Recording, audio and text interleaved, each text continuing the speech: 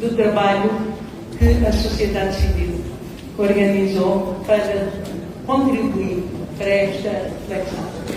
Queremos aproveitar a oportunidade para agradecer a possibilidade de contribuirmos para esta tão importante, tão necessária e tão urgente iniciativa e mostrar-nos aqui o que nós procuramos fazer no sentido de ajudar.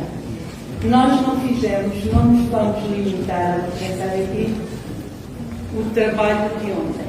Nós, quando ontem chegámos aqui, já trazíamos um trabalho que preparámos desde que fomos informados pela SEAS desta iniciativa. Então, desde setembro que nós vimos trabalhando com várias organizações, com várias pessoas, no sentido de podermos trazer uma contribuição que vai muito além de nós. O que nos coube a nós foi fazer a iniciativa dentro do nosso campo de intervenção. Então, nós vamos, para nos cingirmos às limitações do tempo que nos foram apresentadas, nós iríamos apenas dizer, nesta entrada, que nós fizemos, como disse, essa colheita de informações e contribuições em todas as províncias.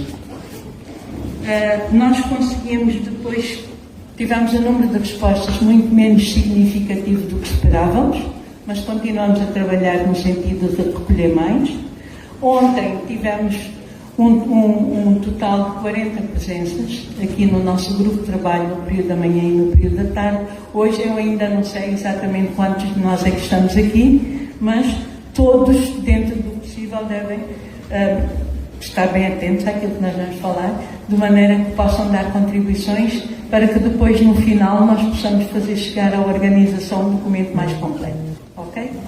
Então, Zola. Como os grupos da sociedade civil, no seu todo, são sempre os mais sacrificados, que a eletricidade tem de piedade de nós. Eu vou me cingir especificamente em 3 eixos, do quais trabalhamos, o percurso dos 50 anos, esse percurso dos 50 anos e os desafios e as fragilidades estruturais da sociedade civil. E vamos olhar em três eixos e pontos dos respectivos eixos. O primeiro eixo é sobre as limitações de articulação e coesão, cingindo-se na fragmentação e a desorganização, que é compreendida como frequentemente descrita como fragmentada e desestruturada, pouco unida, desorganizada e com fraca articulação dos principais atores com mais voz e visibilidade. Esta dispersão de esforços limita o seu impacto coletivo. No ponto a seguir, que é a ausência de agenda clara, entende-se como a existência da percepção de uma atuação muito oscilante e com pouca clareza de seus objetivos, ou seja, agendas em alguns momentos. No seu ponto 2, a condição política e o medo no espaço cívico é limitado, ou seja, limita o ambiente político, que é citado como hostil, com restrições à liberdade de expressão, limitações legais e políticas, e um executivo que frequentemente vê a sociedade civil como adversária e inimiga. Refletirmos um pouco em torno das leis restritivas que estão a ser aprovadas durante os últimos tempos. O ponto a seguir é a enforcada e excluída. Alguns intervenientes referem que a sociedade civil foi enforcada e excluída, forçada a mudar constantemente de estratégia de expressão. O seu outro ponto, que é com bastante preocupação, é a questão da cultura do medo, que a participação foi e é marcada por muitos medos e desconfianças, e por uma cultura de não ousar pelo bem comum para preservar bens e interesses pessoais. Houve momentos de passividade e de indiferença social. E o último ponto, não menos importante, é a questão da sustentabilidade e dependência. Compreendemos que a dependência financeira externa, que esta está centrada, ou seja, na vulnerabilidade, e numa sociedade que vem empobrecendo de maneira acentuada e abrangente.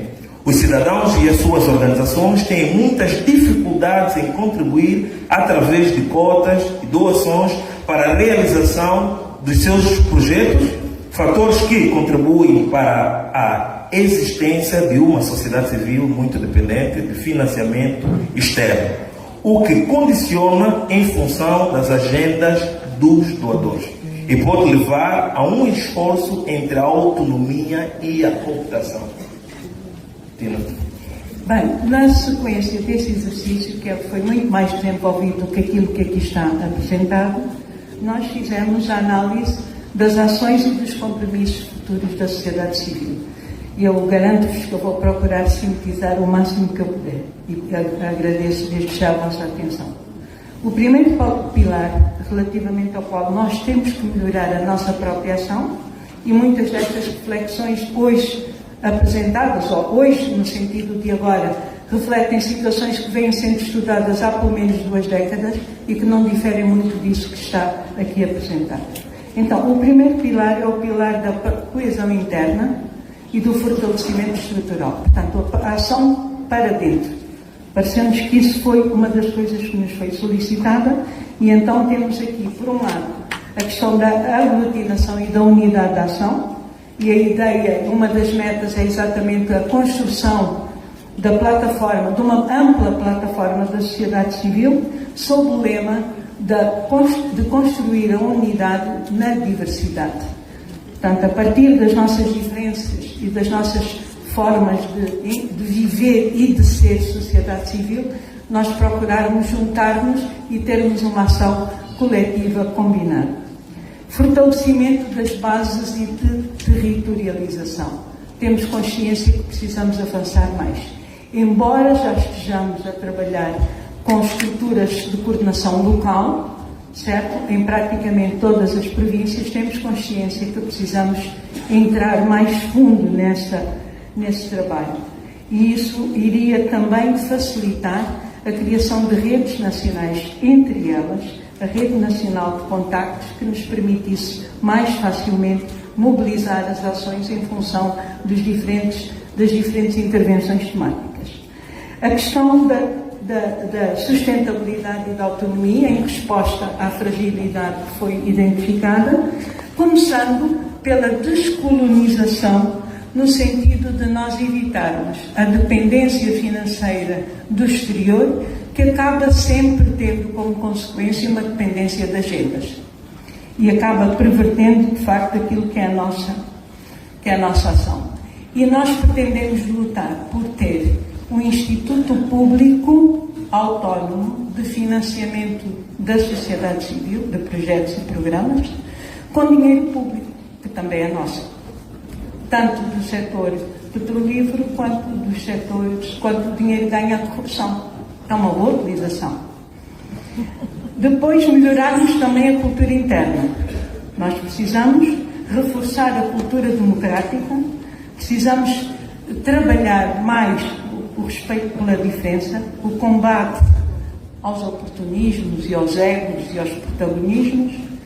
Temos consciência que eles também têm a sua influência nas nossas fragilidades e melhorar os nossos mecanismos de coordenação e de comunicação, de maneira a podermos, de facto, promover entre nós e na sociedade para uma cultura de confiança e de tolerância, para Angola deixar de ter como apelido a desconfiança. O segundo pilar de intervenção da sociedade civil prende-se com a incidência política e a governança. E aí nós temos uma série de ações em que pretendemos reforçar-nos para podermos intervir e pressionar de uma forma ativa políticas e instituições do Estado. Nomeadamente, como já fizemos, apresentamos uma proposta de reforma eleitoral, que desde o Tribunal Eleitoral Independente até à Constituição da CNE tinha uma série de propostas. Não foi considerada. Mas nós vamos insistir. Monitoramento e fiscalização pública de políticas públicas, de políticas de governo para que se transformem em políticas públicas e, particularmente, do OGE, que é o único instrumento de que nós dispomos para poder ter uma ideia, ainda que vaga, daquilo que são as intenções do governo. Pressão legislativa, no sentido, por um lado, de melhorar a qualidade das nossas propostas, precisamos ser melhores nas propostas que fazemos, mas de estar muito atento a uma série de impasses legislativos, particularmente no que diz respeito ao poder local. Ficou no hino, em 75. Exigência da independência institucional. Os 3 poderes precisam de ser 3 poderes. Isso já foi falado, felizmente, aqui por vários grupos e nós ficamos bastante satisfeitos de saber que partilhamos a mesma opinião.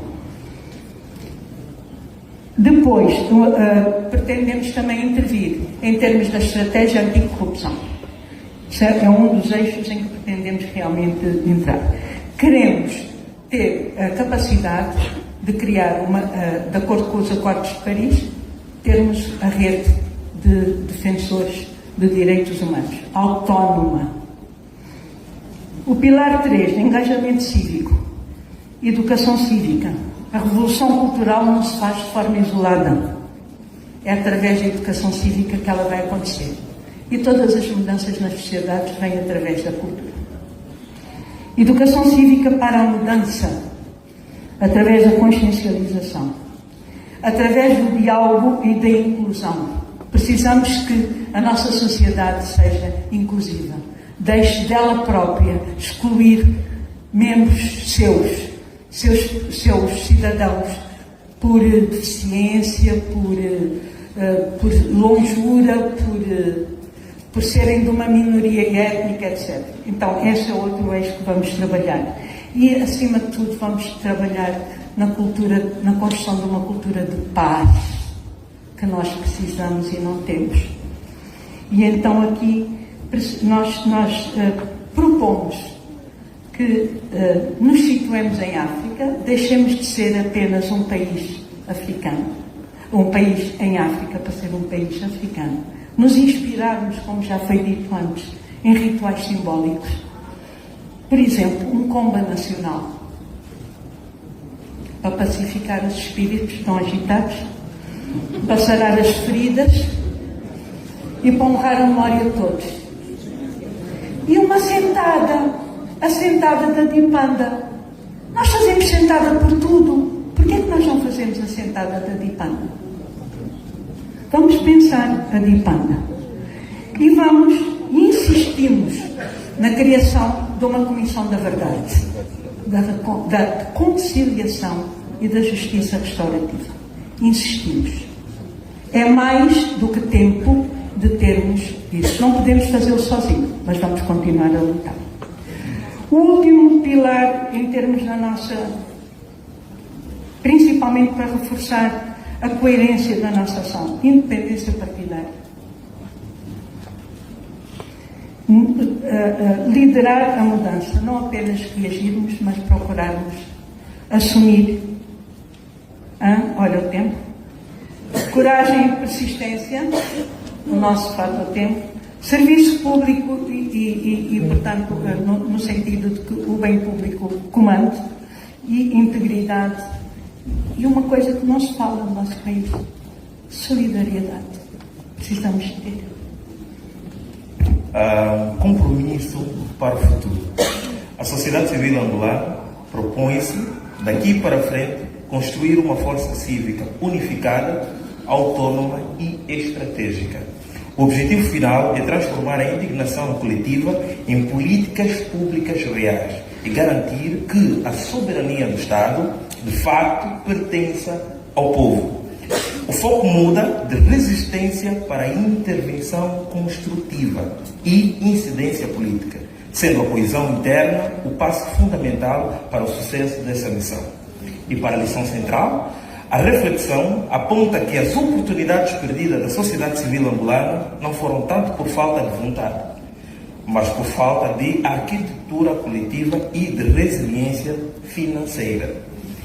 Uma lição crucial para o futuro é a necessidade de abandonar as dinâmicas de atuação individual para a coletividade priorizando a união, a coesão e a autonomia financeira e estratégica, acima dos interesses ou protagonismos individuais. Só se constituindo numa plataforma coesa, concertada e proativa, a sociedade civil poderá transportar a sua intenção de ser uma voz crítica e de pressão para se tornar uma força de incidência social e política eficaz e transformadora no Estado angolano. E nós também propomos a criação de uma comissão, seja o nome que se chamar, mas é fundamental que se crie um instrumento de acompanhamento do que está aqui a ser decidido e queremos fazer parte. Obrigada.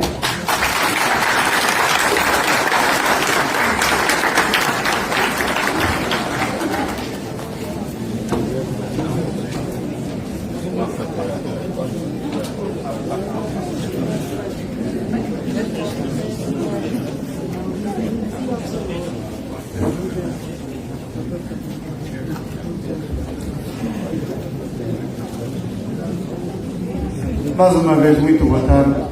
É o setor político. Eu vou fazer a introdução porque sou moderador. Não, pode subir, mas pode sentar. Então vou fazer a introdução e depois o Dr. Bonavena tem 15 minutos para fazer então aquilo que foi o setor político. Eu penso que tudo o que nós estamos a tratar aqui, o foco é o que é a política. Eu ontem tive uma dificuldade muito grande que nunca tinha tido. Então, aqui os senhores políticos, peço desculpas. Eu nunca moderei um grupo tão difícil como o dos políticos. Só para encontrar, e peço desculpas aos políticos, só para encontrar a metodologia levamos 25 minutos, cada um pensava nisso. Só para encontrarmos a metodologia. Mas, graças a Deus, correu muito bem, estivemos aqui em cima e cada um dos partidos políticos pôde expressar do coração aquilo que sente, que é o país em que nos encontramos, porque é que chegamos aqui, quais são as nossas responsabilidades e podemos em conjunto fazer perspectivas para o futuro. Foi isso que pensamos aqui ontem, com as duas perguntas que a CIASP nos deu. E, efetivamente, escreveram cerca de 90 pessoas, mas falaram apenas 45 pessoas. O Dr. Bonavena foi o redator do nosso grupo. Foi um exercício muito interessante, inclusive na conversa com os políticos.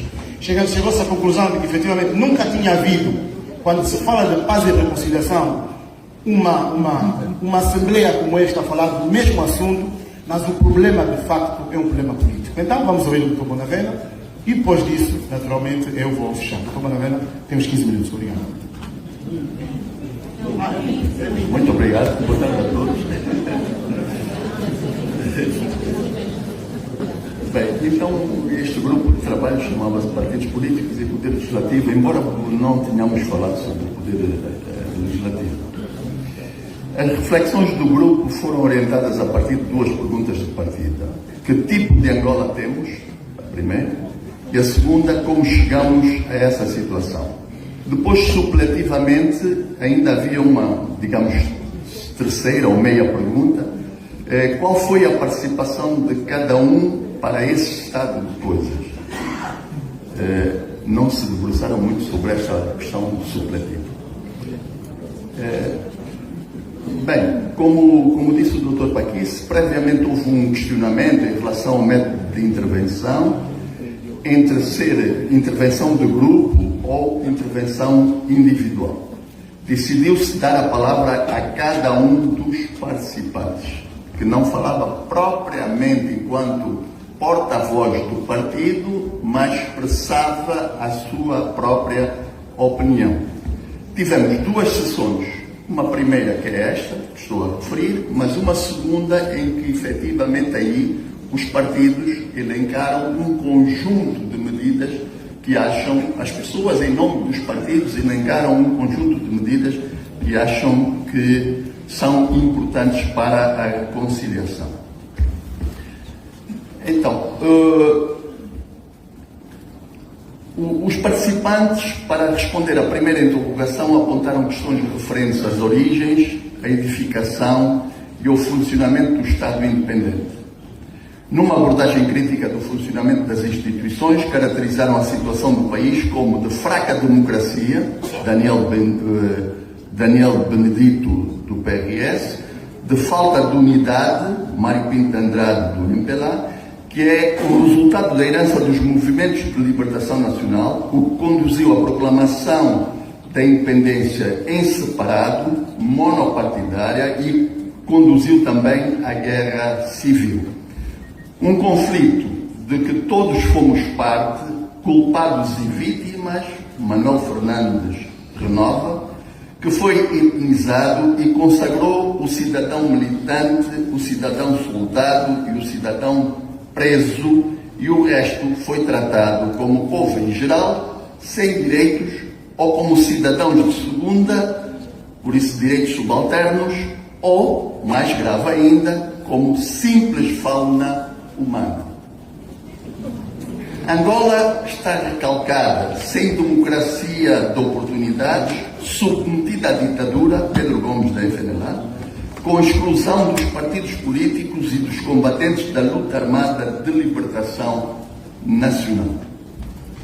Angola está doente, péssima, está má, Minguito José do Prajá, onde há violação de direitos humanos, situação que resulta da desconfiança entre os atores políticos, que alimenta um ciclo de disputas prolongados e um poder monolítico, embora formalmente pluripartidário. Filomeno Vieira Lopes, do Bloco Democrático.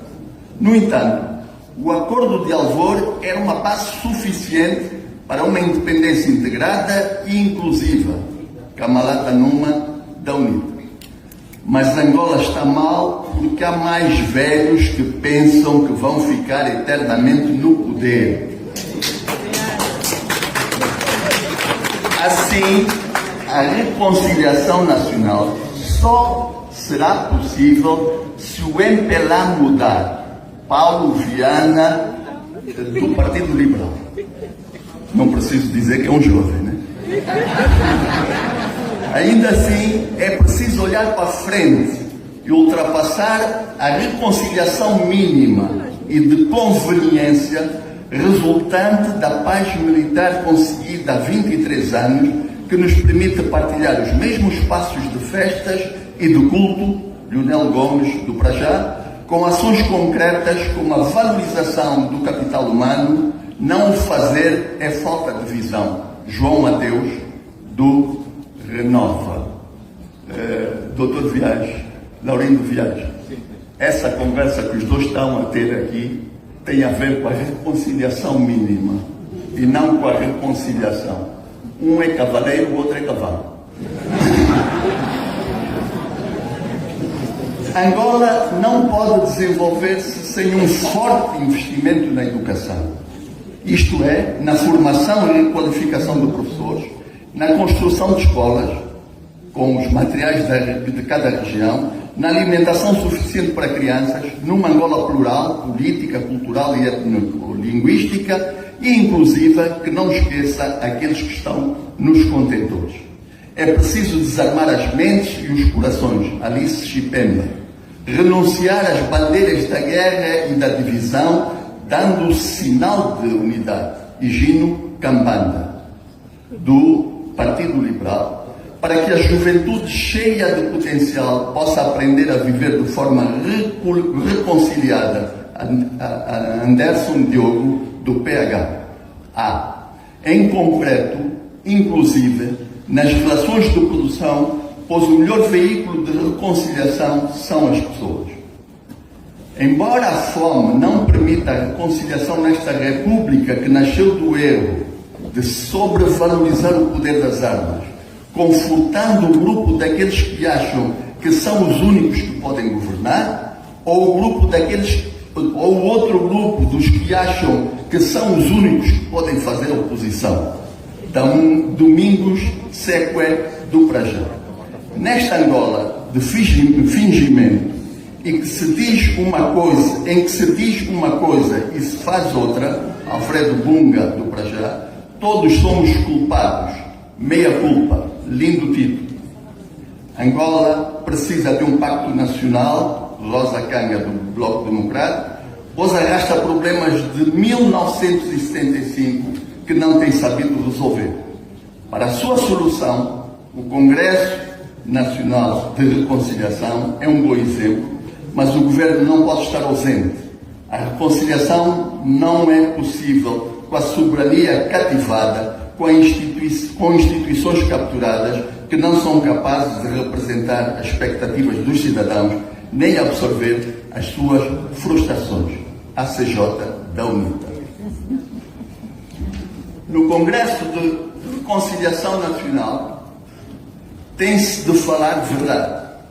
E Angola precisa ser mais inclusiva e os pilares estão bem lançados. Tito Cambais, do MPL. É preciso falar da Angola que temos, território legado pelo colonialismo, povo e governo. Mas o problema não está no território, não está no povo. O problema está no governo, que mantém um país partilhado, Florencio Canjamba, do Prajá. Um país que está mal, cheio de ressentimentos, em que as feridas continuam a abrir-se. O país precisa de diálogo para estabelecer um pacto de regime, mas com a participação de todos. Odete Joaquim, do Prajá. É preciso identificar o problema do país. E esse problema é o MPLA, o Artim Portugal, do Renova. Intervenção de Albino Paquis não é o propósito do Conselho Nacional de Reconstrução, o Congresso Nacional de Reconstrução, a apontar culpados. Mas pauta pela exclusão, não valoriza as famílias, precisamos da despartidarização das instituições do Estado e das ordens profissionais. Também em relação à CNE, que é uma instituição conflituosa, porque está infiltrada ao regime, e o Tribunal Constitucional, que é do Presidente da República, e os demais tribunais que não são livres, Marcolino Monte. A reconciliação é uma construção coletiva e não pode ser senão feita através da verdade. Verdade histórica, verdade política, verdade eleitoral, verdade parlamentar, verdade judicial. A essas verdades correspondem condições básicas de realização da reconciliação nacional. Deixamos de fora, Sr. Priuscos, a verdade apostólica, porque melhor do que vocês, ninguém conhece João Batista. Então, fizemos uma segunda, esta primeira sessão foi extremamente dura, como o Dr. Paquis já explicou, e depois fizemos uma segunda sessão. E nessa segunda sessão, tendo um caráter mais programático e prospectivo, ela desenvolveu-se em torno de uma nova questão, de uma nova pergunta. Qual é o nosso compromisso para os próximos anos? As intervenções alencaram um conjunto de medidas que julgaram necessárias à realização prática da reconciliação nacional. Despartidarização do Estado, Leonel Gomes, e de todas as instituições do país, Simão Deu. Leonel Gomes do Prajá, Simão Deu é vice-presidente também. Justiça distributiva e retributiva, reverter a relação entre o Estado e privado na educação, há mais colégios do que escolas públicas, e isso era uma preocupação. Priorizar a agropecuária para alimentar a indústria transformadora, implementar políticas públicas geradoras de emprego, Leonel Gomes, do Prajá, democratizar todo o país, criação de estruturas que garantam a igualdade entre cidadãos e virar a economia para os cidadãos. Simão Deu, da UNITA. Depois há, então, como disse, um elencar de medidas. Quanto tempo tem? 9 minutos, não tem tempo de ler todas as medidas, então vou articulá-las a partir da relação dialética entre as possibilidades da reconciliação nacional e as condições da reconciliação nacional. A primeira verdade de que falamos foi a verdade histórica. Tem a ver com condições concretas que são a reconfiguração do discurso sobre a formação da nação e do Estado independente, a meia-culpa pelos conflitos políticos e militares. A verdade política é aquela que suscita maiores condições para a sua realização. Inclusão e participação políticas, fim da hegemonia política monopartidária no espaço público, responsabilidade pública dos governantes, probidade pública mais prestação de contas, o que levaria à criação de algumas instituições de que já vou falar a seguir, responsabilidade pública, liberdades públicas efetivas, direitos de manifestação, de greve e de liberdade, têm que ser liberdades públicas efetivas e não serem dramas constantes, e responsabilização da situação da política. Ou seja, o que os proponentes, e já a seguir vou falar do nome deles, sugerem a reforma do Estado, com já foi aqui dito, o reequilibrar dos poderes entre os órgãos de soberania, a eleição separada dos titulares dos poderes do Estado e a institucionalização da democracia como realização da democracia a partir da base. Verdade eleitoral. Um Conselho Nacional Eleitoral Independente, já foi aqui também dito, alguns já inclusive ensaiaram os termos e o figurino desse Conselho Nacional Independente, é que os partidos não têm intervenção a não ser como observadores. Tem um Tribunal Constitucional vinculado à Constituição e o fim do monopólio da fraude, como também já foi aqui reivindicado.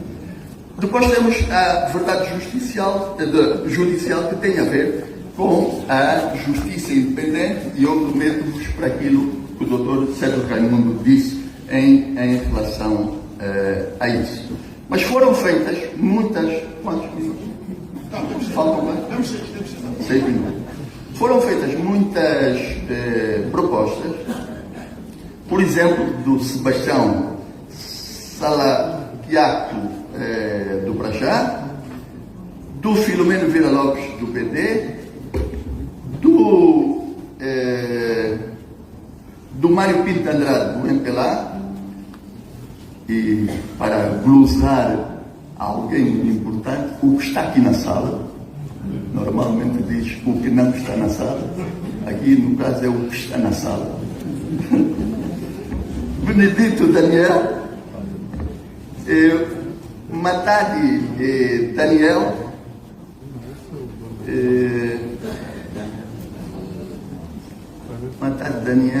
o Manuel Fernandes, do Renova, e França Vila, do BD. Vou apenas apontar algumas das grandes propostas para poder então estar dentro do tempo. Já falamos da necessidade da reforma do Estado e da revisão da Constituição, do reequilibrar dos poderes. Já falamos da institucionalização das autarquias, mas nunca é demais repetir. Propõe-se a criação de uma alta autoridade contra a corrupção, até vai mais longe, o roubo, a candonga e os esquemas. Propõe-se incluir as minorias em todos os programas de valorização da angularidade, valorização das línguas nacionais e a sua inserção progressiva como língua administrativa local. Propõe-se, por isso estas são as propostas de Sebastião, uma Comissão Nacional da Verdade, Memória e Reconciliação, já foi proposta aqui também, um Conselho Nacional para a Cultura Democrática e Mediação Política, uma Lei de Defesa da Democracia e dos Direitos Políticos, comunicação social pública plural e independente, e programas de reconciliação comunitária e apoio psicossocial para as pessoas que sofreram com os conflitos político-militares, Filomeno Vieira. Depois, o Mário Pinto Andrade parte da ideia de que a Agenda Nacional de Consenso de 2007 foi uma oportunidade que não foi aproveitada, poderia ter sido uma grande oportunidade, mas ele diz que o governo, com a estratégia de desenvolvimento de longo prazo, até 2050, tem já os mecanismos para se conseguir aquilo que o espírito do Congresso almeja. Tudo isso em consonância com a Agenda Africana 2060. As propostas também passam pela reforma do Estado, pelo desenvolvimento equilibrado do território, pela valorização do capital humano, diversificação da economia. Enfim, estamos todos de acordo no papel, falta ficar de acordo noutra coisa. Então, o Benedito Daniel também fala em deixar de subverter os processos eleitorais, aceitar a verdade eleitoral e a alternância do poder como algo de normal, né? Da mesma maneira que conversam lado a lado. Então, também aceitar estas coisas mais importantes. Consciencialização da juventude para o reconhecimento do processo histórico e combater o revanchismo e o ódio. Agora, para terminar, esta não pode ficar de fora. Vamos roubar, Esmeralda, mais um minuto. Temos 2 minutos. Então, se temos 2 minutos,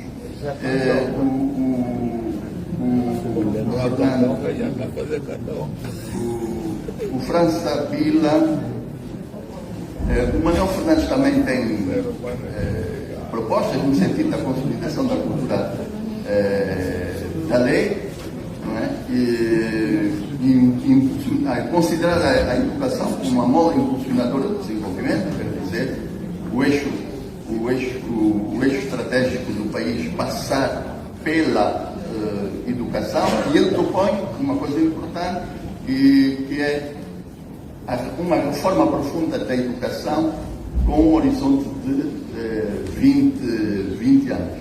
O resto é comum aos outros. E o França Bila tem também reformas das instituições, comunicação social e finalmente, e eu deixei para o fim de propósito, temos a proposta do Dr. Matar Daniel, que vai no sentido de se estabelecer um pacto de cidadania da CEAST que institua 8 observatórios. Observatório sobre o Serviço Nacional de Saúde, Observatório sobre o Sistema de Ensino e Educação, Observatório da Comunicação Social Pública, Observatório da Segurança Social, Observatório sobre o Combate à Fome e à Pobreza Extrema, Observatório sobre o Processo Eleitoral, Observatório sobre as Infraestruturas Críticas e Observatório sobre a Agricultura. Muito obrigado a vossa atenção. Obrigado pelo tempo, doutor. Já tivemos, muito obrigado pelo tempo. E a conclusão também é que agradecer a CEAST por este momento que é profundo e que nunca tivemos, e havendo verbas que se façam mais congressos dentro de 2 anos, a depender daquilo que os presidentes da CEAST poderem propor. Dou em bando, muitos parabéns, e a CEAST também. Muito obrigado.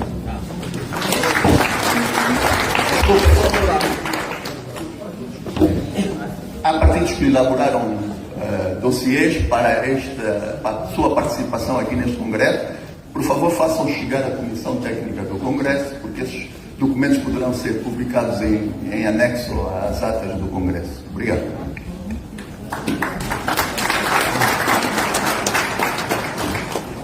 Muito obrigada, professor Bonavena, doutor Albino Paiquice. Vamos, para terminarmos, convocar os jornalistas, Defesa e Segurança e autoridades tradicionais. Vamos começar por ouvir os jornalistas, Defesa e Segurança, e encerramos com as autoridades tradicionais. Por favor, tenham bondade. Jornalistas. Consigo vislumbrar aqui a nossa Presidente da Comissão da Carteira e Ética. Por favor. Os jornalistas têm uma capacidade de síntese muito impressionante.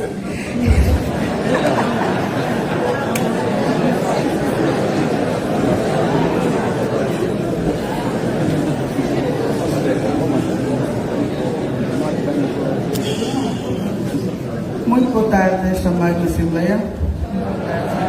Boa tarde. Nós, como disse muito bem a Esmeralda, somos pragmáticos, não temos muita coisa a dizer. Vamos resumir as nossas ideias e propósitos em pouquíssimas palavras, em poucos pontos. Eu espero bem que não esgotemos os 10 minutos. Mas devo dizer, em jeito introdutório, que o nosso debate, nosso grupo de trabalho foi muito aguerrido. Os debates correram da melhor forma possível. Fomos apenas 16, não poucos. Temos a condição de dizer poucos, mas bons. E ao longo dos dias de ontem, nós discutimos de forma muito calorada, mas também objetiva, aquilo que são os problemas que nós tivemos ao longo de 50 anos. Identificamos erros, identificamos práticas, fizemos meia-culpa, preferimos não mencionar órgãos, pessoas ou situações para assumirmos que fizemos errado como um todo. Também ao notar que nós preferimos não falar em imprensa pública e privada, falamos simplesmente em imprensa ou em jornalistas, porque entendemos, e assim é que é de facto, que os jornalistas todos se regem apenas por um único código e pelo mesmo estatuto dos jornalistas. É verdade que a imprensa pública, se quiserem estatal, se quiserem governamentalizada, terá sempre responsabilidades acrescidas, mas jornalismo é, incondicionalmente, um bem público, é um direito, razão pela qual nós vamos aqui apresentar as nossas a radiografia da situação, e naturalmente os nossos compromissos, são 10 compromissos, mediante os quais nós propusemos nos próximos tempos alterar este estado de situações que nos remete para um jornalismo que está muito longe da nossa função, que é da sua função tradicional, que é o serviço público, que é a defesa do bem público. Portanto, para nós é uma espécie de, permitam-me, senhores bispos, senhores prelados, uma espécie de exorcismo, que fez muito bem, e nós pretendemos naturalmente replicar essas análises a outros níveis, com outros intervenientes da cena pública, nomeadamente da comunicação social, e naturalmente a nível dos nossos órgãos de comunicação social. Portanto, sem mais delongas, sem roubar muito do vosso tempo, vou passar a palavra então à nossa colega Laurina Tavares, que é a secretária, para quem secretariou, e fez aqui um resumo do que são as nossas propostas, são as nossas ideias. Muito obrigada. Com a vossa anuência, eu vou sentar mais 20 segundos para não atrapalhar. Muito obrigada. Excelências reverendíssimas bispos da Nova de São Tomé, digníssimos participantes, minhas senhoras e meus senhores, vou assim apresentar a contribuição dos jornalistas para o Congresso Nacional da Reconciliação. Os jornalistas presentes na Conferência Nacional da Reconciliação, cientes do papel de classe e do desempenho em prol da construção de um Estado de Direito e democrático, informação e formação, assentes nos pilares do respeito, à imparcialidade, à diferença, à verdade, ao contraditório, reconhecemos que neste balanço de 50 anos de independência, dividido em pelo menos 3 períodos históricos, nem sempre tivemos um desempenho que contribuiu para a construção de uma Angola com paz e reconciliada. No sentido mais lato, ao tomarmos partido em defesa ou contra os atores políticos e partes beligerantes num período de conflito. Vestimos também um uniforme que contribuiu para acirrar ânimos ou exaltar como cúmplices de atos ou versões de heroísmo que a história um dia poderá inverter. Em prol da genuína reconciliação, devemos ter também a coragem de autopenitenciarmos-nos pelas nossas ações e omissões, porque feriram e continuam a não respeitar o sagrado compromisso de informar com verdade no âmbito do nosso exercício profissional como quarto poder e não quarto do poder ou o complemento do poder. Nós, jornalistas, cientes do nosso papel na construção de um Estado uno e plural, de direito e democrático, reconhecemos que temos sido suficientemente audazes para não servir de correia de transmissão das querelas partidárias que dilaceraram os propósitos de unidade e reconciliação em prol da nação e de grupos. Reconhecemos que servimos de instrumento utilizado em diferentes períodos para fomentar a divisão entre os atores políticos e religiosos. Os jornalistas adentraram na vida dos partidos e dos beligerantes e contribuíram de igual modo para obstaculizar o exercício religioso, propagando ou fabricando informação que viola a liberdade e direitos fundamentais estabelecidos pela Constituição da República. A imprensa transmitiu em direto fuzilamentos de pessoas sem julgamento, quando a Lei Constitucional, em 1975, não previa a pena de morte. A imprensa publicou textos de incitação ao ódio, a perseguição política e eliminação de adversários, intervenção que reputamos hoje repugnante, condenável, que infelizmente, apesar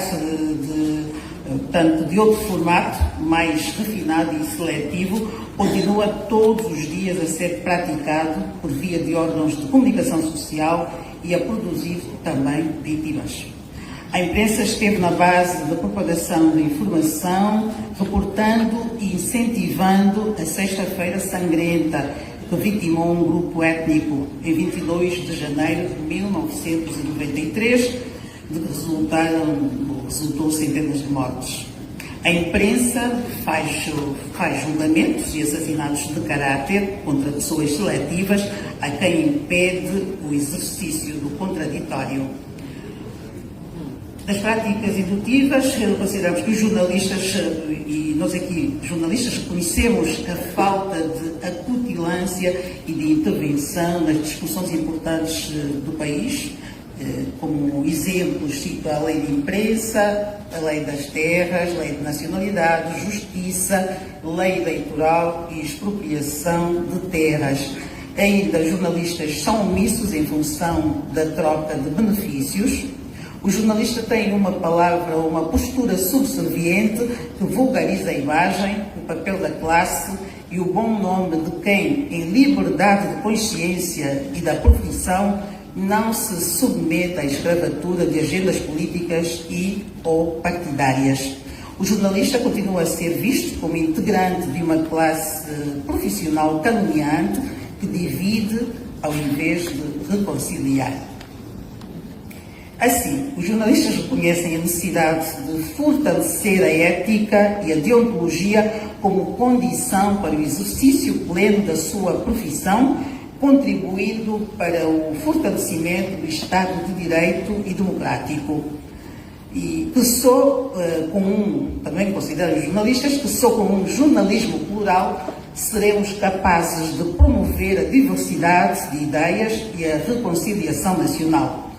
Que o fortalecimento de consciência de classe é pressuposto da sua afirmação profissional, social, de liberdade e de independência.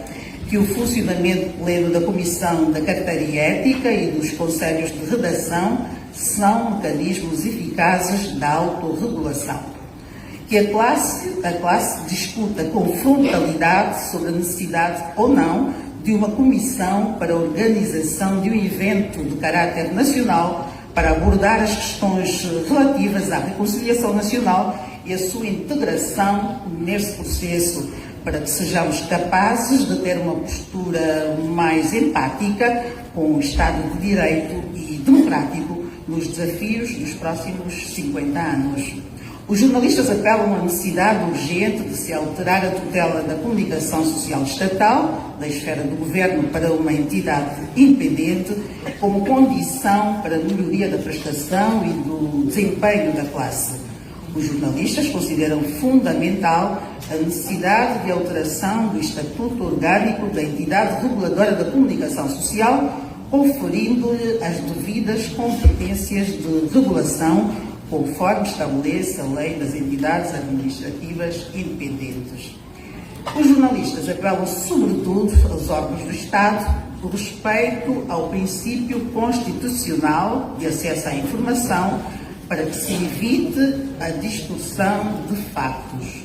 Os jornalistas apelam a todas as entidades patronais o respeito ao direito à evocação da cláusula de consciência, pelo que a sua intervenção ou abrigo da cidadania fora dos órgãos aos quais estão vinculados não deve servir de fundamento para maniatar a sua consciência.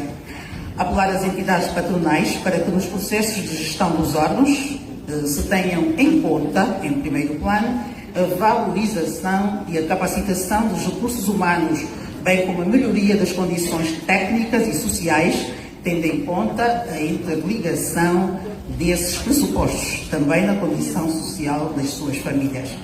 Luanda, aos 7 de novembro de 2025, o grupo de jornalistas participantes do Congresso da Reconciliação, em representação da classe, Maria Luísa Rogério, José Lamberga, Ramiro Aleixo, William Toné, Stella Silveira, Milka Tavares, Fonseca Bengui, Pedro Miguel, Sueli de Melo, António Domingos, Tony Fance, Clarice Caputo, Teixeira Cândido e Laurinda Tavares.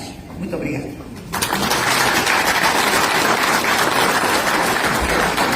Obrigada, nós queremos uma vez mais felicitar e agradecer a SEAS pela oportunidade ímpar que tivemos de fazer esse exercício extraordinário, sem pressões, de forma consciente e autêntica. Muito obrigada e boa tarde.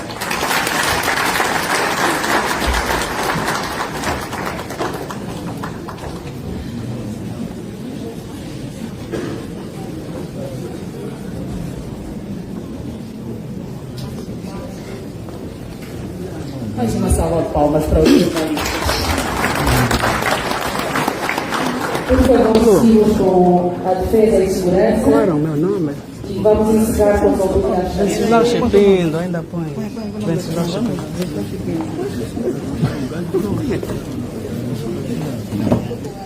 Ela vai fazer a segunda entrevista.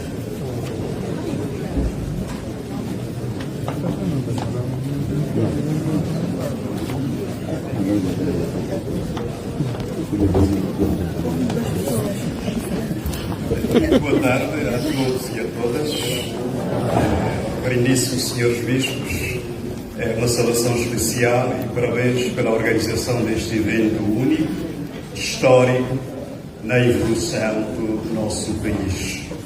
Portanto, eu gostaria de tecer algumas considerações introdutórias para fazer o enquadramento, em primeiro lugar, e depois também partilhar com as vossas excelências aquilo que foram as dinâmicas do nosso trabalho. Quando fui comunicado que em sede deste Congresso estaria a desempenhar as funções de moderador para um setor de defesa e segurança, eu de facto senti-me assustado, desconcertado, por uma razão simples, porque não tenho experiência operativa nestes domínios, nunca fui militar. Mas também depois veio-me à mente um dos dizeres de um cientista político francês, Bernard Bourdieu, que dizia sobre a estratégia que a estratégia é um assunto tão sério para ser deixada aos generais. E eu também, por colação, diria a mesma coisa, que a defesa e segurança é um assunto bastante sério para deixarmos pura e simplesmente nas mãos dos generais e comissários. É nesta perspectiva que eu assumi esta responsabilidade de fazer de moderador em sede deste Congresso. Mas ontem também fui brindado com uma surpresa única. Nunca moderei um grupo do setor de defesa e segurança apenas com 2 entidades. Portanto, estive eu ontem a fazer esse exercício um bocadinho ingrato. Moderar 2 entidades, que é o Sr. Tenente-General Longa, não é? Ele é apelidado Filho do Altíssimo, e o outro também já oficial das Forças Armadas Nacionais, aposentado, não é? Que se chama Tiago Silva, deve estar aí na plateia também. Mas, de qualquer das formas, nós ativemos fundamentalmente, a priori, em torno daquilo que são os desafios estruturais ou estruturantes do setor da defesa e segurança. Um dos grandes desafios é aquilo que os senhores bispos já têm identificado, que é a corrupção gangrenosa. Naturalmente, as questões da corrupção gangrenosa encapsulam uma realidade que tem a ver com a insegurança económica. E com a insegurança económica, naturalmente, vêm outros desafios, como a exiguidade, a falta de recursos, ou descaminho, ou a pilhagem de recursos e a sua aplicação para a prostituição de interesses de grupo, naturalmente, em detrimento do interesse nacional.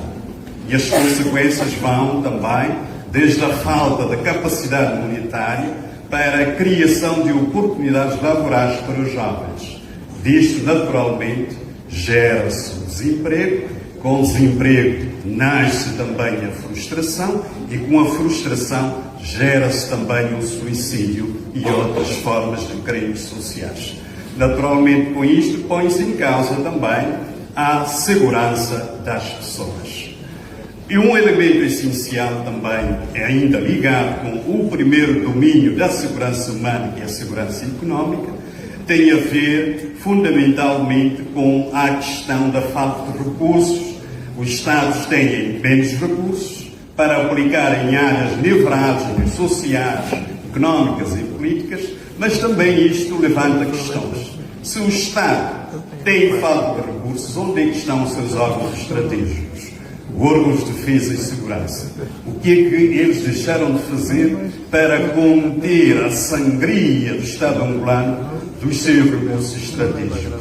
Neste caso, como é que se permite, como é que nós, cidadãos, permitimos que a corrupção gangrenosa fosse, de facto, catapultar o nosso Estado na Liga dos Campeões dos Estados mais corruptos do mundo? Portanto, essa é uma questão que deve apelar à responsabilidade coletiva, mas também, fundamentalmente, nós colocarmos o ônus da responsabilidade aos nossos órgãos estratégicos de defesa e segurança, porque deixaram de fazer o seu trabalho ao fluxo de capital ou a pilhagem de capital para enriquecer países externos. Daí ouvimos o Presidente da República queixar-se que alguns países, como a Suíça, não estão a colaborar efetivamente na gesta do repatriamento de capital. Mas, naturalmente, a questão, onde é que estiveram, o que é que fazem os órgãos de defesa e segurança. Portanto, estas são as questões de fundo que foram feitas para o enquadramento e nós também seguimos de forma religiosa aquilo que foram as questões centrais colocadas. Fizemos, digamos, a análise, tentamos iluminar as sombras, as noites, o contexto tenebroso que o nosso país viveu ao longo desses 50 anos. Daí a metodologia aplicada foi a priorização para melhor facilitar o processo de avaliação destes 50 anos. E, de facto, a responsabilidade foi aqui neste general, que também disse no exemplo, foi um dos membros fundadores da Constituição das FAS. Portanto, é uma pessoa certa, não é? Estaria ele em representação do Ministério da Defesa. Portanto, tenho a palavra, Sr. Tenente-General. Obrigado.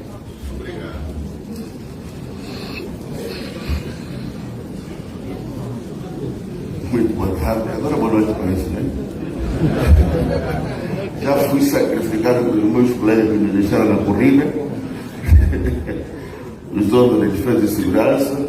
Eu vi, na altura, a presença de dois eminentes generais, o Ambo e o general Egino. Eu disse: vamos fazer parte do meu grupo. Quando assustei, foram os políticos. Me deixaram na corrida. Identifiquei alguns colegas dos serviços de inteligência. Se fingiram que não me conhecem, não me viram, mas eu os conheço. Também foram noutros setores. Portanto, o que vamos aqui apresentar é um sacrifício feito por duas pessoas, conforme o moderador disse. Eu conheço o monstro porque vivi nas suas entranhas, né? Então é difícil a gente fazer uma introspecção. E uma das questões que ele colocou na altura, quando moderou, é a seguinte: será que com todas as análises feitas agora, naquela altura podiam fazer melhor? Eu disse não, porque naquela altura nós temos uma direção única: cumprir a ordem, ponto final. Só agora é que estamos na sombra e podemos pensar que aquilo foi feito bem ou foi feito mal. O militar só cumpre. Se neste momento estou a falar, os excelentíssimos generais que eu falei aqui, o general, o Ambo, o general Egino falar: sai dali, eu saio daqui a correr, não há refilar. Portanto, nós só cumprimos tropa, cumprimos ordem. Então fizemos uma introspecção, não foi fácil, dificílimo. De 75 a 92, o que é que de facto nós fizemos mal? A primeira coisa que nós identificamos é a luta entre nós, irmãos. Faltou diálogo entre nós, não é? Mas a questão é: como é que podemos dialogar se os políticos estão a dizer vão? É só isso, não é? Mas isso é um mal que nós identificamos, não é? A outra questão foi a falta de respeito aos objetores de consciência. Ou seja, naquela altura nós interpretamos que o serviço militar obrigatório era para todos. E quando aparecessem os objetores de consciência, aqueles que não querem cumprir tropa, ou cumpria. Então, e não tinha como, né? E assistimos cenas daquelas que o indivíduo está a sangrar, mas ele vai ter que cumprir. Faz 2, 3 meses a lhe dar o GM, ginástica militar, mas ele vai ter que meter a farda. E muitos meteram, outros não. E hoje refletimos que foi um mal que não deu nada para não faz bem ao coração. Bom, assumimos então a nossa independência e criaram-se as Forças Armadas, ou seja, os exércitos ou os partidos, na altura, movimentos criaram seus exércitos. Uns que ficaram numa barricada. Uma das coisas que foi feita é a eliminar Deus com decreto. Eliminando Deus com decreto, retirou-se a figura do capelão. Ora, no exército colonial, os mesmos que cumpriram o tropa no tempo colonial, que eram furiês, alfeiros, etc., tinham a figura do capelão. Quando se assumiu a nossa independência, a figura do capelão saiu. Introduziu-se nisso então o comissário político. O comissário político, como é óbvio, hoje temos educador patriótico. Eu quero estar a dizer que há coisas que nem as FIAs, nem as dietas, nem os GIOTA não resolvem. Ou seja, filosofia, teologia, tudo que é FIA, não resolve. São questões espirituais, não é? Já falei da falta de diálogo. Não havia também a distinção clara entre a população e os vigilantes. Ou seja, havia vezes que ambos, quando estou a falar ambos aqui, é mesmo ambos, né? Não precisa falar ambos os dois, né? Aqui é ambos os 3, ambos os 4. É impressionante, né? Ia-se para uma determinada localidade, acusava-se que estava lá o vigilante, matava-se os que ficavam suspeitos do que eram, os outros quando também, ou seja, os mesmos que nós que defendíamos o tal povo, matamos ainda também o povo. É impressionante. Mas aqui também é um outro positivo, né? Porque há mulheres que fizeram filhos com todos nós. Fazia com fala, fazia com ele. É um positivo, né? Depois fomos acusados de que tivemos problemas de fuga paternal.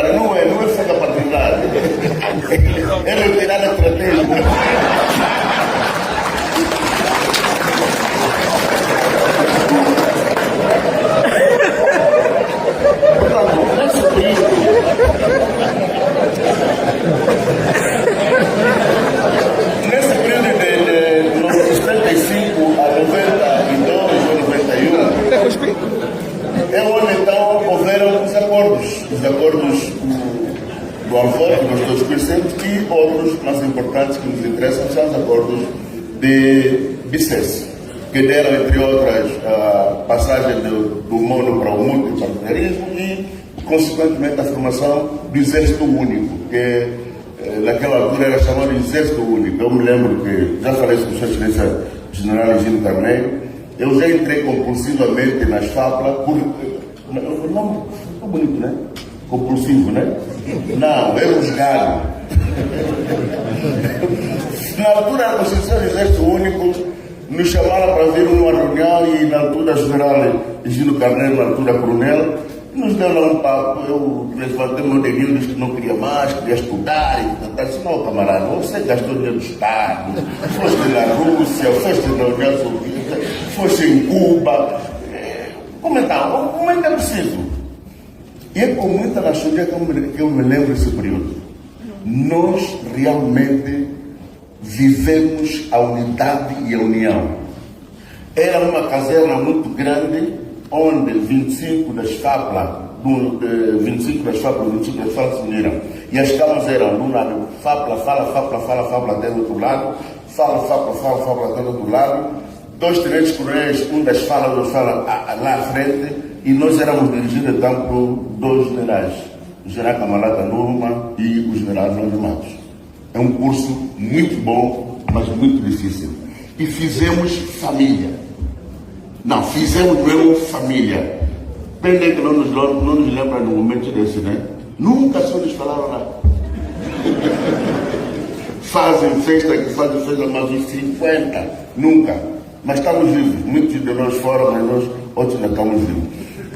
É a herança que temos desses acordos de Bicesse, bases para a formação das Forças Armadas Angolanas que hoje ainda existem. Portanto, eu fui parte desse grupo. O outro período é 92 a 2002. Portanto, aqui nós classificamos esse período como sendo a quebra de confiança. Depois de tudo construído, infelizmente, houve quebra de confiança de ambos os lados. Aqui não entramos em detalhes, porque senão seria aquele de acusações. Não foi nada bom. Irmãos, e depois, passados os momentos, voltamos às turras, né? Infelizmente. Mas é a tal questão. O tempo que nós classificamos aqui como falta de confiança e quebra de confiança, né? E depois disso, nós passamos para o período de 2002 até no período atual.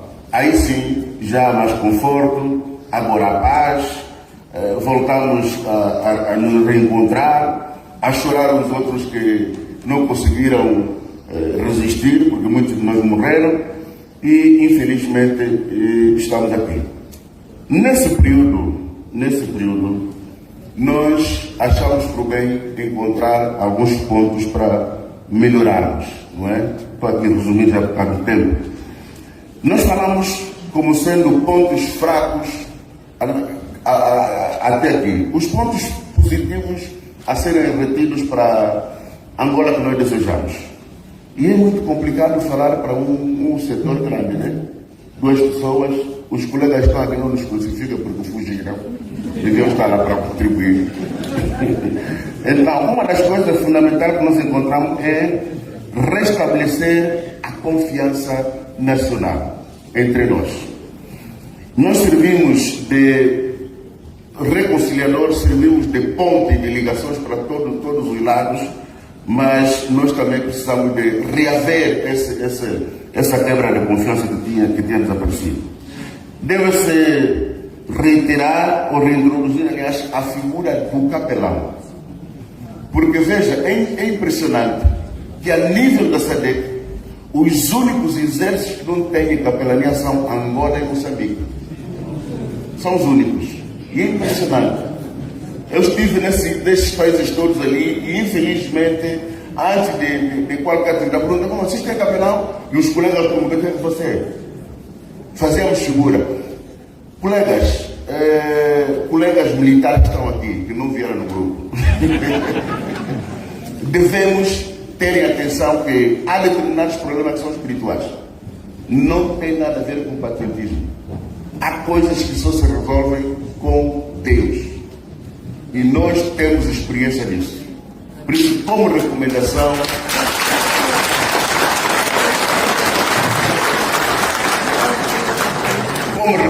nós queríamos que esse Congresso adotasse essa medida. Podiam esquecer outras, mas essa, por favor, levem como recomendação a criação da figura do capelão.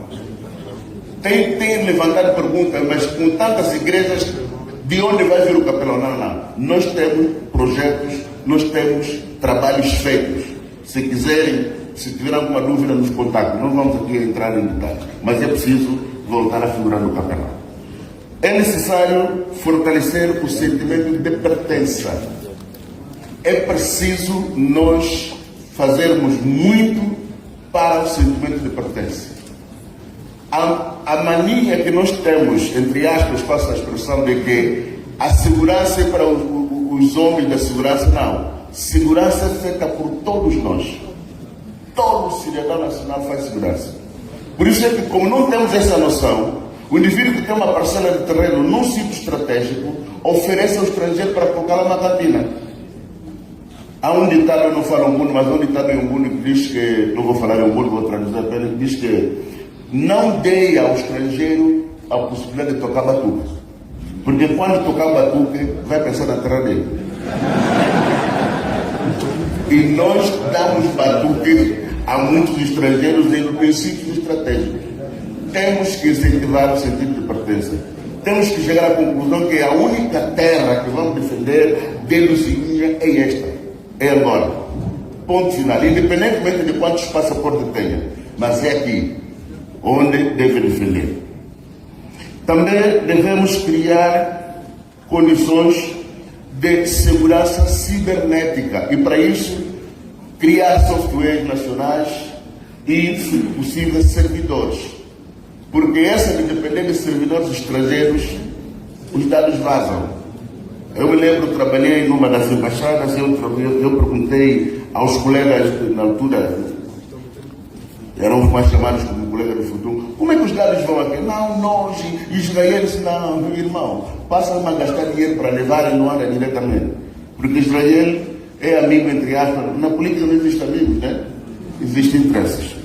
Para terminar, falou-se aqui várias vezes de pautas, falou-se de pactos, quer seja pacto, quer seja pauta, são necessários tomar a decisão muito rápidas e sérias, porque nós, os órgãos de defesa e segurança, precisamos de definições concretas.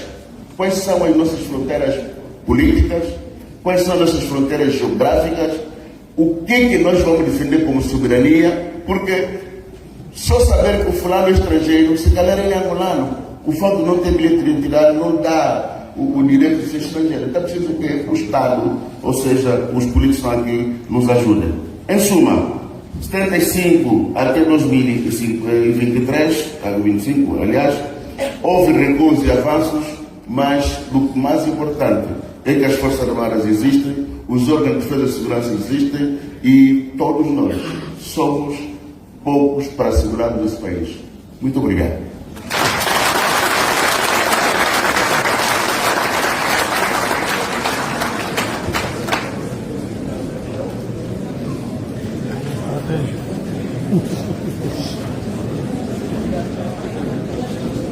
Muito obrigado pela atenção.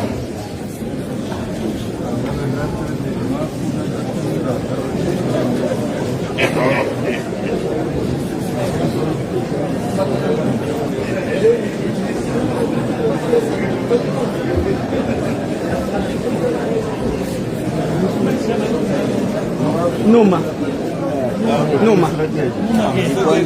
A camarada está numa. Pensei que está perguntando que levantou a mão. Excelência Reverendíssima, senhores arcebispos e bispos, senhor Ministro da Cultura, nossos queridos Manangana, os nossos representantes antepassados, né? Suas Majestades, distintos convidados, eu sou Padre Pio e fiz o ingrato papel de tentar mediar, não só moderar, mas também mediar entre duas grandes forças, Portanto, eram todas autoridades tradicionais, mas havia uma diferença. Uns tinham uma associação e outros se intitulavam como sendo os do poder originário herdado. E então, não imaginam realmente o trabalho que eu tive e não consegui chegar ao fim.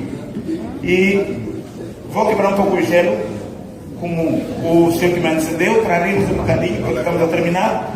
Não sabeis por que fui escolhido para estar aqui.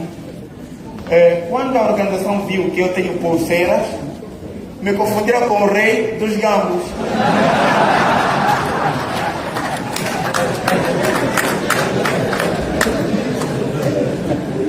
E então, por essa razão, vim parar até aqui.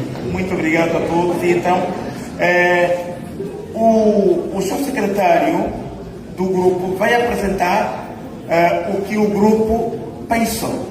Mas por causa deste hiato entre aquelas autoridades que pertencem ao chamado poder originário herdado e aquelas que estão em associações, e então isto provocou hiato, e desse hiato, se ainda sobrar algum tempo, queria pedir à moderação se sobrar tempo para eu poder também apresentar os respigos deste hiato. Passo imediatamente a palavra ao seu secretário do grupo. Por favor, majestade. Muito obrigado. Akulo Vitundali Kongelo Usombi unene wo hondo yovitua kwenda o viholo viongola Akulu asombi vo vitunto viongola yacho yosi Akwenje la feko Kolosomali nene okutunda kokabinda toke kokunene voluau wonodoto kwenda kombaka tulilama kalungi muito obrigado, não seria diferente. Eu sou o Castelo Equiqui, porta-voz dos soberanos presente no Congresso da Reconciliação, embaixador do Reino do Bairondo. Na verdade foi difícil e vai ser difícil, uma história longa, temos que contar ela em 15 minutos, mas vamos fazer esforço. O grupo dos soberanos reunidos identificou alguns pontos tão importantes que diziam eles que tudo estava bem quando era o rei ou os soberanos e o seu povo. Estava tudo bem. Mas tudo mudou naquela manhã, naquele dia de 1482, quando nós, numa maneira africana de receber os hóspedes, assim recebemos um grupo de homens. Muito bem, os alimentamos, os demos alojamento, para depois dizer que nos descobriram. De hóspede para nos descobrir. Então, os problemas começaram naquele dia. Depois de nos descobrir, começaram a nos combater seriamente. A primeira coisa que eles descobriram são os nossos nomes. Se o teu nome é Capitia, então este nome não é do civilizado, é tirado. Depois, as nossas línguas. Não podes falar a sua língua nativa porque atrai demônio. Assim convivemos neste sofrimento, mas ainda assim, no outro dia, a esperança renasceu com a chegada dos evangelistas. O evangelista, quando chegou, na verdade, nos trouxe uma esperança, porque no Evangelho de Cristo vinha amar o próximo e perdoar o próximo. o Evangelho trouxe esperança nos soberanos da África, de Angola e dos reinos. Mas nos deparamos com outro problema. Alguns evangelistas não eram bons. Porque alguns evangelistas, quando o batuque tocava na umbala, este batuque atrai demônio. Mas quando o batuque toca na igreja, é para se comunicar com Deus. Mas ainda assim, os nossos antepassados levaram mesmo, que na minha região dizem umbala, muitos deles. Mas ainda assim houve reparação histórica. Isto fez com que a esperança dos soberanos caísse em terra. E tinha que se fazer um plano. Os soberanos com os filhos decidiram começar uma luta. Esta luta que veio terminar com a independência de Angola. Tudo bem, os soberanos entregaram os seus filhos para a luta contra o colônio português, depois de muitos mal, que eu não estou em altura de enumerar, estou perante os mais velhos. Depois da independência, a esperança dos soberanos era de sermos chamados. Agora lutamos, o colônio foi, como vamos fazer? Infelizmente, não aconteceu. Por nossa surpresa, recebemos a lei da terra, em que a terra era propriedade exclusiva do Estado. E isso aqui tem trazido muitos problemas nas comunidades, porque quando a terra é propriedade do Estado, o cidadão munido de capital já vem com um alvará e com um croquis, e por dentro deste croquis estão as nossas aldeias. Neste croquis estão as nossas umbalas. Nesse croquis estão os monumentos e sítios. E ele não respeita, apenas coloca máquinas. É um problema que estamos a viver nas comunidades, e quem anda por ali visitando as comunidades sabe muito bem. Ainda assim, o sofrimento não terminou. Veio a fase da guerra civil. A guerra civil que não respeitou o desalojamento das aldeias, da Zombala, e infelizmente os Acocoto e os Atambo dos nossos mais velhos também não foram culpados. Mas ainda assim resistimos. Se tivermos que enumerar vários problemas, iríamos precisar aqui de 8 ou 10 horas. Mas porque só temos 15 minutos, estamos aqui a refletir de onde viemos, aonde estamos e para onde queremos chegar. Ainda assim, as autoridades tradicionais de Angola saúdam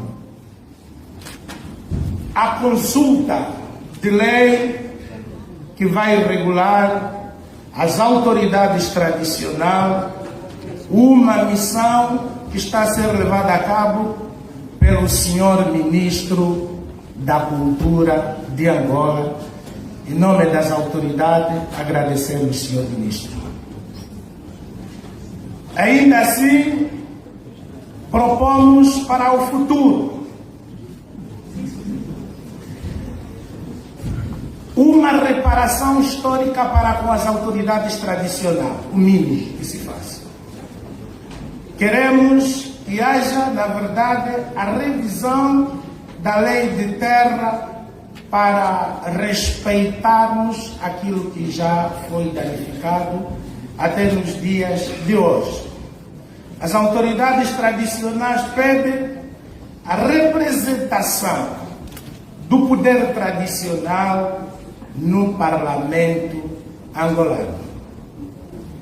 As autoridades tradicionais pedem a construção de um palácio do poder tradicional na capital do país para a valorização dos soberanos deste país. Também queremos aqui a aprovação de um estatuto que vai reger as autoridades tradicionais e o poder administrativo, porque temos municípios que não sabemos aonde que começa o poder do administrador e onde termina, e onde começa o poder do soberano.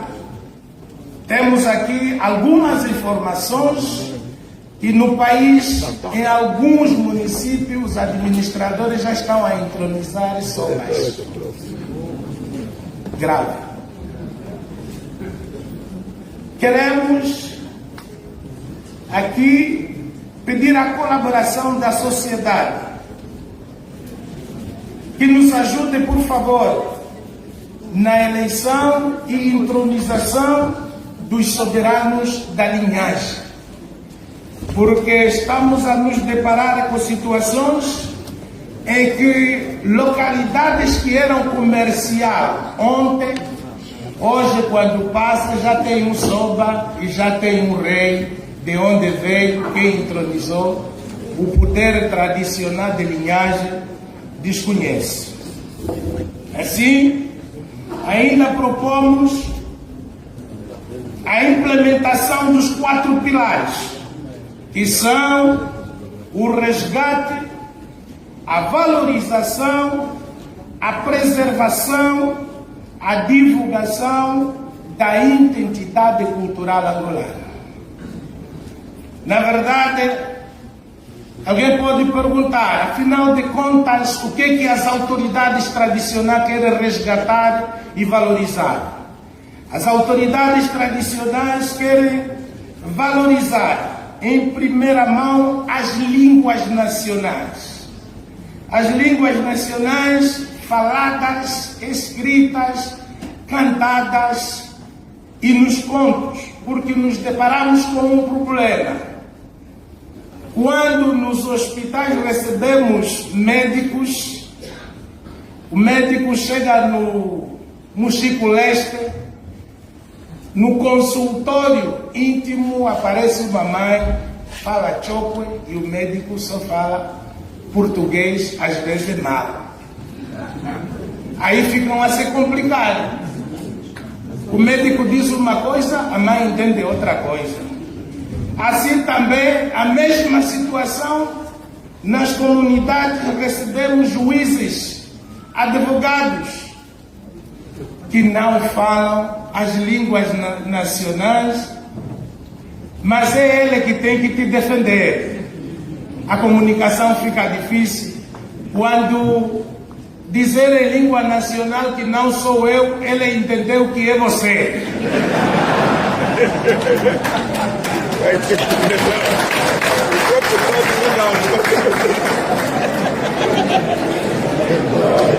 Queremos também resgatar os nomes.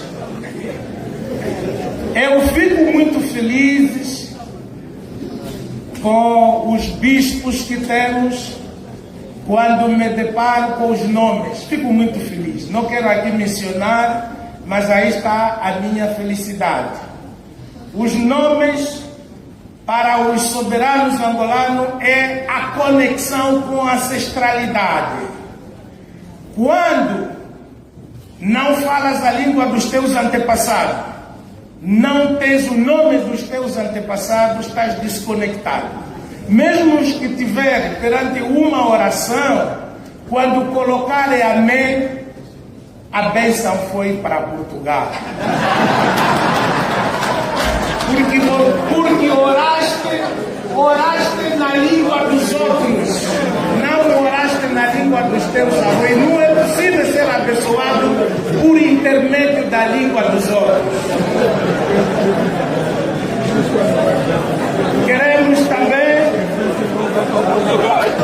resgatar a gastronomia. Os soberanos pretendem resgatar a gastronomia.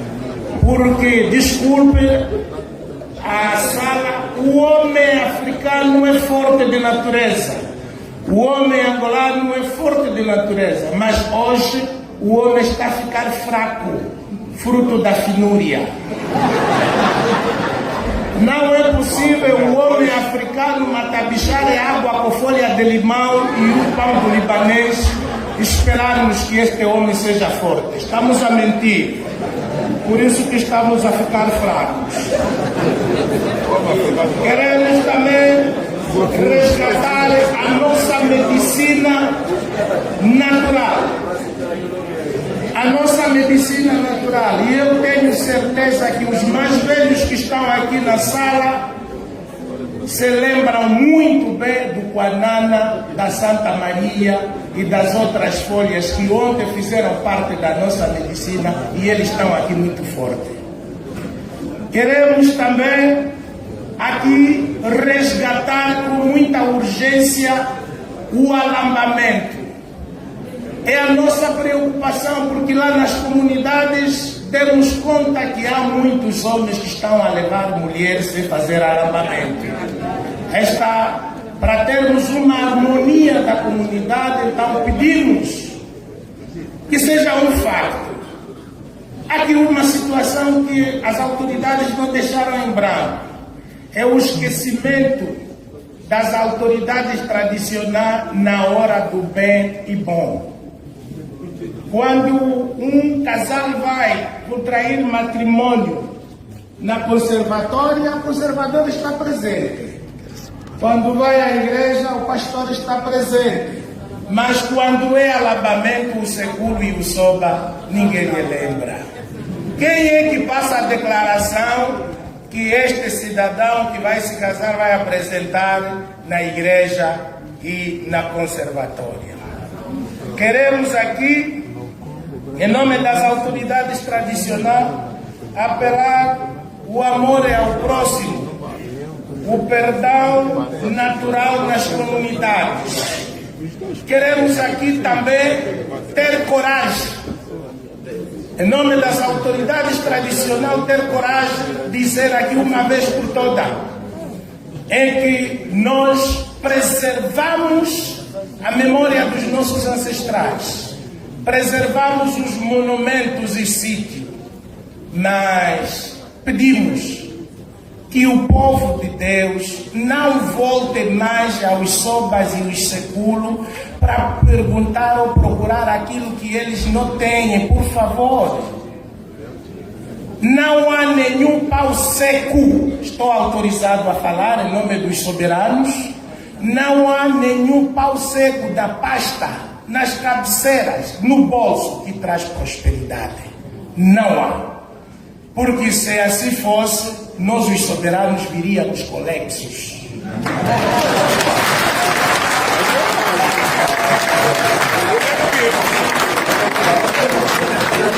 Sociedade angolana, mandem os filhos para se formar, mandem os filhos para ter cursos só e ajoelhar, pedir com fé em Deus para sermos abençoados. O que nós temos, estamos a preservar um poder, e é um poder dos nossos ancestrais, não é poder de enganar o A, o B. O engano existe porque o povo de Deus está a voltar constantemente a consultar, e porque o povo de Deus traz dinheiro. O nosso irmão que quer mentir a alguém, lhe despeja uma água suja, diz que pronto, o Lexo está a caminho. Não há Lexo mentir. Mas reafirmo aqui em nome das autoridades tradicionais que temos um poder. Poder temos. Este poder que é nosso, é vosso, porque sois filhos dos reis e rainhas de Angola, de África e lá das aldeias onde sois provenientes, e eu tenho certeza.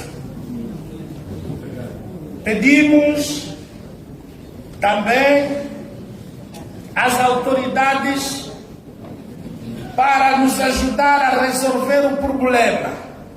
A nossa história ainda está na oralidade. Já é hora de colocarmos a nossa história em livros, de colocarmos a nossa história nos contos reais, porque estamos aí, nós somos uma ponte. Se o soberano cai com a sabedoria, é levado à sepultura com a sua sabedoria, e aí termina aquilo que aprendeu ao longo de muitos dias.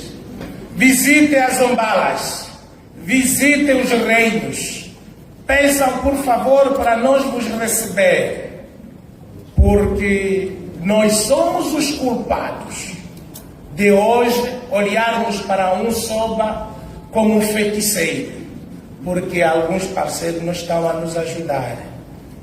Alguns parceiros é que semeiam esta calúnia. Soubemos que existe, porque se nos lembrarmos muito bem, quando Jesus Cristo andou cá na terra, o grande problema foi a luta com os demônios. E nós também lá temos, mas não são de lá, são da própria sociedade onde nós somos provenientes. Nós sabemos que os feiticeiros são de uma linhagem, e numa linhagem dos feiticeiros pode sair professor, pode sair médico. Não olhemos somente nos soberanos quando estiver a passar como grande feiticeiro. Os feiticeiros estão mesmo nas nossas instituições.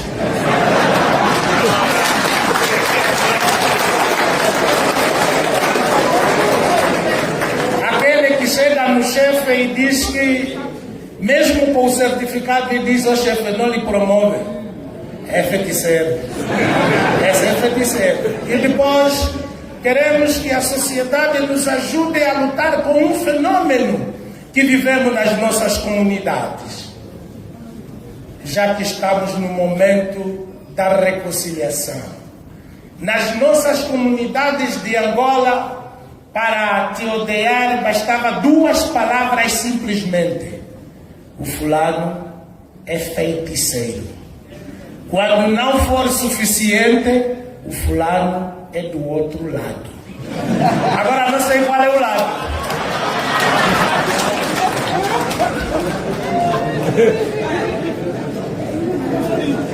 Já estou a receber uma pressão. É tanta coisa. Sim. Já posso sair. Exatamente. Então, nós estamos aqui para aprender.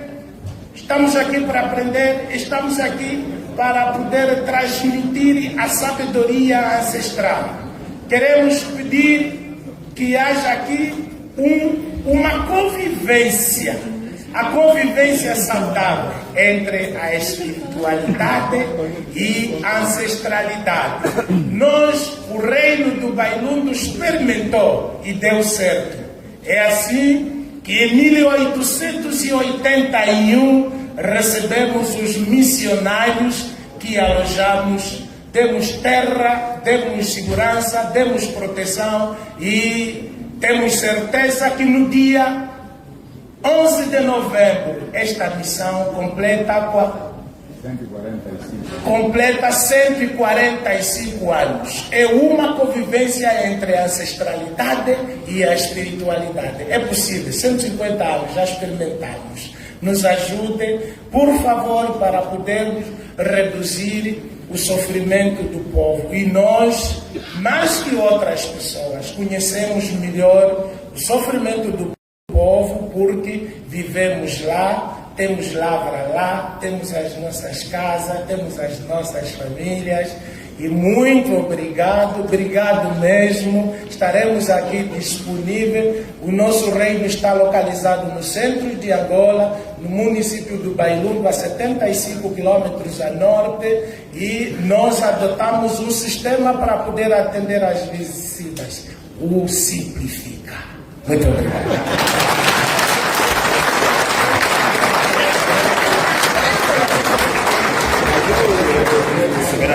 Nosso embaixador e representação de todos, não é? Manangana, o detentor do poder de Angola, não é? Ancestral, muito obrigado. Força Telegráfico tem umas 2 ou 3 coisinhas que queria acrescentar. Durante o encontro também se aflorou alguma questão que é de soberania nacional. O país devia preocupar-se. Ainda temos reis que estão fora do país.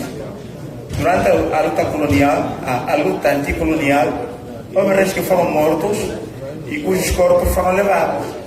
Ninguém sabe se estão em São Tomé, ou em Cabo Verde, ou em Portugal, ou em outro território luso. Por exemplo, o rei Chihuahua, Xinganguela, que foi capturado por Arthur de Paiva, foi levado para fora do país. O rei Ndunduma, da Umbala de Icovongo, também foi levado para fora do país. O rei Lohuna, não é? Lá da Umbala do Mutano, João Kumbi, não é? Kumbi Chapa, Umbala Yaji Manabantu, também foi levado. E então, na nossa cultura, quando se leva o rei e ele não volta, uma parte do espírito, da espiritualidade do povo não fica completa e o fogo sagrado é violado. Este é um dos fatores que eu queria mencionar. Não é? As relíquias, o Estado tem de se empenhar para trazer as relíquias. Há um outro elemento, portanto, que também foi mencionado, a questão da despartidarização do poder, não é, real. É necessário, diziam, descamisolizar, ou seja, tirar as camisolas partidárias do poder tradicional e descaquizar, ou seja, tirar o caqui. Dos partidos políticos, membros da sociedade civil, das nossas autoridades tradicionais, dos nossos religiosos e religiosas, sacerdotes, delegados que vieram das nossas distintas dioceses, agradecer as várias associações aqui representadas por este exercício de cidadania. Um exercício que está dentro da nossa missão social enquanto Igreja. Às vezes, mal compreendida esta nossa missão. Para muitos, a Igreja está a intrometer-se na política. Não. Estamos a despertar, a abrir caminhos, a oferecer oportunidades para podermos confluir as nossas ideias e assim juntos criarmos estes padrões que aqui foram falados, estas bases axiológicas que o Sr. Ministro acaba aqui de falar, essas bases culturais necessárias para podermos, de facto, termos os sonhos comuns, os ideais comuns e as estradas que podem fazer com que o nosso país, de facto, sorria para todos. Este é o nosso desejo e a razão pela qual estamos aqui, como cidadãos que querem caminhar juntos. Na Igreja estamos a viver essa experiência sinodal, caminhar juntos, escutando-nos, dialogando, pensar juntos e, sobretudo, discernir aquilo que de facto vai fazer com que a nossa realização seja airosa, a nossa realização vá ao encontro das nossas expectativas. Como disse ontem, Sua Excelência, o Sr. Dom Zeferino, a Igreja não quer assumir um protagonismo de substituição. A Igreja é mesmo membro desta comunidade que quer oferecer a sua experiência milenar no exercício de tudo isto que estamos aqui a fazer hoje nesta sala. Por isso, o Congresso que acabamos de realizar não termina aqui. Vai ser um ir fazendo. Este exercício é para se perpetuar, para que o nosso diálogo e o nosso caminhar juntos se transforme numa cultura, num hábito nosso. Aprendermos, de facto, a conviver na diferença e, sobretudo, aprendermos a delinear aquelas perspectivas que vão fazer com que a nossa nação floresça e dê os frutos que todos nós desejamos. Há aqui uma ideia que foi aflorada que é muito importante, que é a ideia dos observatórios. É bom que isto, de facto, se implemente dentro dos critérios que vão ser desenhados. Portanto, a declaração que foi feita é mesmo declaração. A nossa vontade é mesmo sair daqui esta carta de compromissos. Por isso, o trabalho, a tarefa da Comissão não vai parar aqui. E eu peço e agradeço que, como foi sugerido também, os redatores dos vários grupos depois se encontrem com a equipa para podermos depois cozinhar esta carta, que vai ser de inspiração. Vai ser um ideal. Nós temos que nos projetar, temos que lançar as bases culturais que vão fazer com que o nosso modo de ser, o nosso modo de agir, o nosso modo de pensar, o nosso modo de lidar com o outro, de fato sejam diferentes. O sentido do outro. Essa alteridade, Sua Excelência, o Sr. Ministro falou, é muito importante. O sentido do outro, a presença do outro, e o bem que eu devo ao outro, e tudo isto nesta cultura circular que vai nos elevar e dignificar. Quero agradecer, pois, a presença de todos e, sobretudo, dos apoios vários que nós recebemos para podermos realizar este encontro. Tivemos apoios que favoreceram financeiramente a realização deste evento. Quero aqui, a viva voz, expressar os meus agradecimentos à Presidência da República, à empresa Organizações RITS, Hotelaria e Turismo Limitada, o apoio da ajuda da Igreja Norueguesa, o apoio do Partido Frajá Silvirandola, o apoio de Gimunalo, Comércio Geral e Indústria Limitada, o apoio da Sociedade Mineira de Catoca, o apoio da Sistec, toda a sua direção, o apoio que veio de pessoas anónimas, deram seus apoios, mas pediram para não as anunciarmos. Agradecer à comunicação social aqui presente, portanto, e a Sistec, de facto, está a favorecer esta comunicação que está a chegar a todo mundo. Agradecer os serviços de saúde através do INEMA e todos os ouvintes que deram as suas contribuições por via virtual. De modo especial, quero agradecer aqui à Comissão Episcopal de Justiça e Paz, Integridade da Criação e Migrações, presidida pelo Sr. Dom Felipe, toda a sua equipa.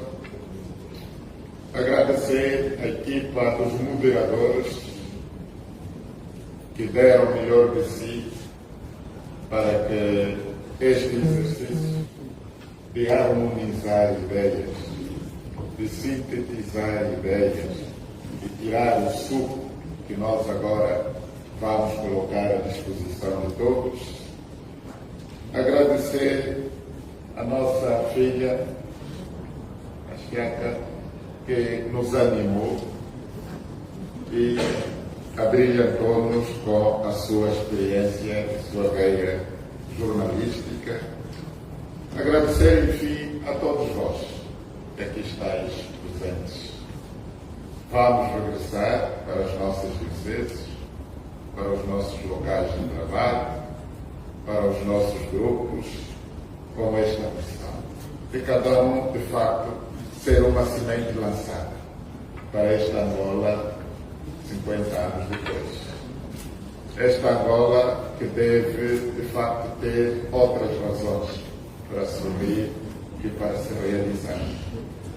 E quero convidar-vos amanhã para o culto ecumênico que teremos amanhã, às 9 horas, onde depois também, como igreja, vamos agradecer a Deus e ali teremos também esta oportunidade de fazermos este exorcismo que aqui foi falado, de fazermos esta purificação interior, para que dentro desta unidade na diversidade aprendamos de facto a dar o melhor de nós, como beleza, como bondade, como partilha, como solidariedade, como amor. Então, com estas palavras, dou por encerrado este Congresso Nacional da Reconciliação, com votos de que todos os frutos que aqui podemos colher, consigamos disseminá-los e espalhá-los pelo nosso país, pelas nossas famílias, pelos nossos partidos, pelas nossas associações, pelas nossas paróquias, dioceses, congregações, e assim podermos todos hoje fervilharmos de alegria por estas graças que Deus nos concede. Então, agora de pé, vamos dar a bênção final.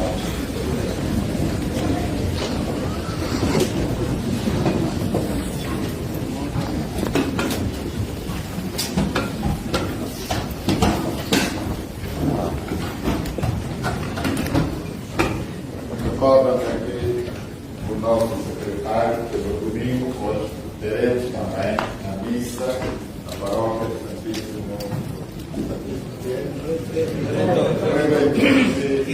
Pilar, hoje, pelas 9 horas, 10 horas. Às 10 horas teremos a missa oficial de encerramento do Congresso. Pai nosso, que estás nos céus, santificado seja o vosso nome. Venha a nós o vosso reino. Seja feita a vossa vontade, assim na terra como no céu. O pão nosso de cada dia nos dai hoje. Perdoai-nos as nossas ofensas, assim como nós perdoamos a quem nos tem ofendido. E não nos deixeis cair em tentação, mas livrai-nos do mal. O Senhor esteja convosco. Ele está no meio de nós. Bendito seja o nome do Senhor, agora e para sempre. O nosso auxílio vem do Senhor, que fez o céu e a terra. Abençoe-vos Deus Todo-Poderoso, Pai, Filho e Espírito Santo. Amém. Então, muito obrigado a todos vós. Voltemos a paz do Senhor.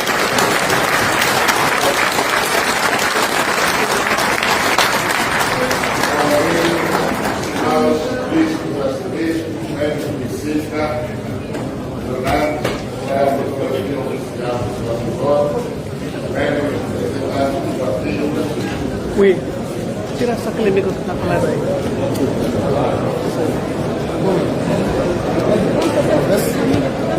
Não, o pequeno. Está colado. Já. Tem, mano. Obrigado.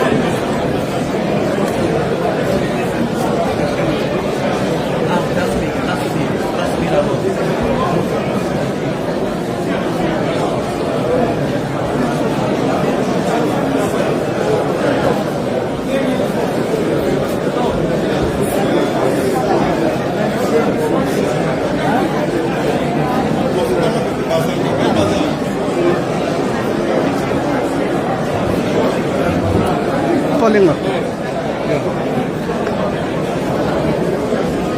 Recolhe o seu telefone e o carregador. Isso é daquela mochila.